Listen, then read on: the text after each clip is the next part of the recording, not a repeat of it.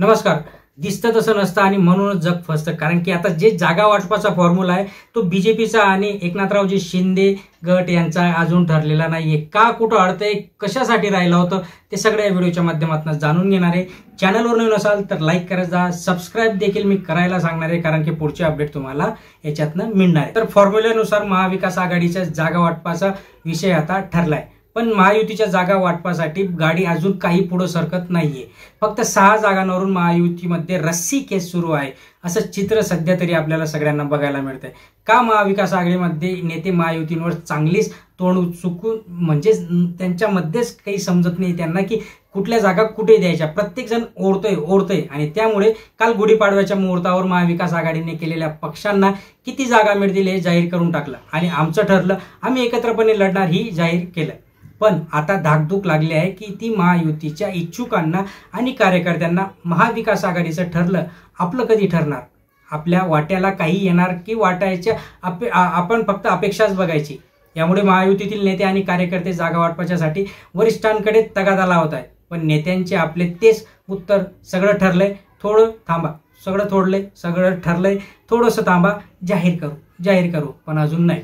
महायुतीचे मुख्य आणि स्टार प्रचारक पंतप्रधान नरेंद्र मोदी यांच्या 2 सभा महाराष्ट्रात झाल्या, पण अजूनही महायुतीने जागा वाटपाचा फॉर्म्युला जाहीर केला नाही. आता मोदींच्या सभेनंतर पुन्हा महायुतीच्या जागा वाटपांच्या बैठकींच्या सिलसिला सुरूच होणार आहे असं महायुतीचे वरिष्ठ नेते प्रफुल्ल पटेल यांनी सांगितलंय. पण मग कधी होईल, काय होईल त्याच्यावर पण अजून पडदाचे.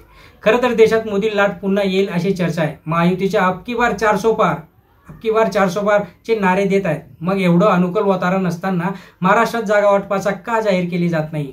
नक्की महायुतीतील त्रिमूर्तीच्या मनात काहीतरी शिजत आहे. याचा नेम लागत नसल्याने इच्छुक आणि कार्यकर्ते बुचकळ्यात पडलेत.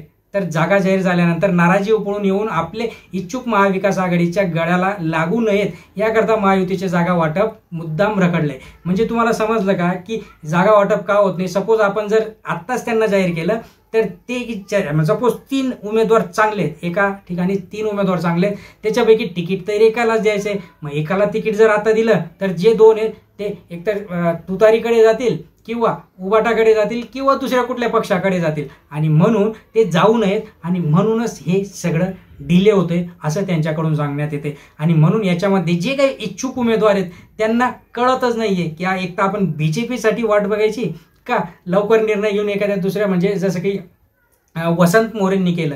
ठीक आहे, मनसे काही निर्णय घेत नाहीये फटाफट, त्यामुळे त्यांनी वंचित बहुजन आघाडीमध्ये त्यांनी सामील झाला आणि आपली जागा फिक्स करून घेतली. जागा उमेदवारी पण जाहीर झाली आणि निवडणूक पण लढणार आहे. मग असा विचार आता प्रत्येक जण करायला लागलाय कारण की वेळ खूप कमी आहे, दिवस खूप कमी आहेत आणि जागा लढवायची लोकसभेची. चॅनलवर नवीन असाल तर लाईक करा, शेअर करा, सबस्क्राईब करा. धन्यवाद.